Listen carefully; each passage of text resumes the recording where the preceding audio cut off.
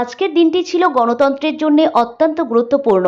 সকাল হতে বিভিন্ন বুথের সামনে দীর্ঘ লাইন, সাধারণ ভোটারদের উৎসাহ, রাজনৈতিক কর্মীদের ব্যস্ততা, সব মিলিয়ে গোটা রাজ্য জুড়ে ছিল ভোটের আবহ।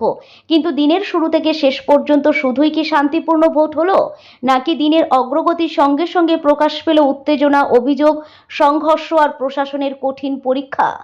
আজকের ভোট পর্বে সকাল থেকে বিভিন্ন এলাকা থেকে উঠে আসে উত্তপ্ত পরিস্থিতির খবর। কোথাও বিরোধী দলের অভিযোগ তাদের এজেন্টদের বুথে ঢুকতে দেওয়া হয়নি, আবার কোথাও শাসক দলের পাল্টা দাবি ভোটকে অশান্ত করার চেষ্টা করছে বিরোধীরাই।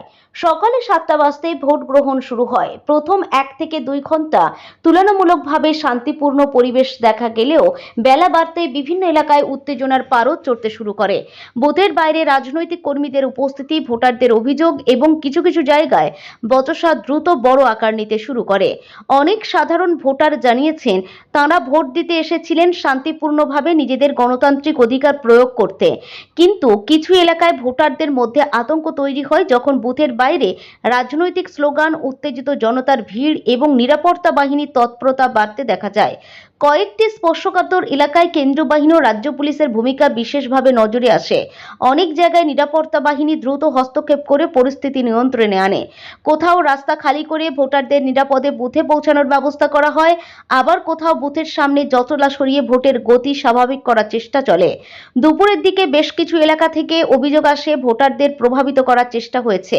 কেউ কেউ দাবি করেন ভোট দেওয়ার আগে নির্দিষ্ট প্রতীকে ভোট দেওয়ার জন্য চাপ সৃষ্টি করা হয়েছে। যদিও এই সমস্ত অভিযোগের সত্যতা যাচাই এখনো সম্পূর্ণ হয়নি, তবুও রাজনৈতিক চাপানোতরে পরিস্থিতি আরও উত্তপ্ত হয়ে ওঠে। বিরোধী দলগুলির তরফে অভিযোগ করা হয় কিছু জায়গায় তাদের পোলিং এজেন্টদের মারধর করা হয়েছে বা বুথ থেকে বের করে দেওয়া হয়েছে। অন্যদিকে শাসক দলের অভিযোগ বিরোধীরা পরিকল্পিতভাবে অশান্তি তৈরি করে ভোট প্রক্রিয়াকে প্রশ্নের মুখে ফেলতে চাইছে। সাধারণ মানুষের একাংশের বক্তব্য ছিল অত্যন্ত তাৎপর্যপূর্ণ। অনেকেই বলেন, আমরা রাজনীতি বুঝি না, আমরা শুধু চাই শান্তিতে ভোট দিতে। এই একটি বাক্য যেন আজকের দিনের সবচেয়ে বড় বাস্তবতা তুলে ধরেছে। কারণ ভোট মানে কেবল রাজনৈতিক লড়াই নয়, ভোট মানে মানুষের অধিকার, মানুষের আশা, মানুষের ভবিষ্যৎ। বিকালের দিকে ভোটের হার ক্রমশই বাড়তে থাকে। শেষ কয়েক ঘন্টার বহু মানুষ ছুটে আসেন বুথে। অনেক কর্মজীবী মানুষ দিনের কাজ সেরে বিকেলের দিকে ভোট দিতে আসেন। ফলে বহু জায়গায় শেষ মুহূর্তে লম্বা লাইন চোখে পড়ে।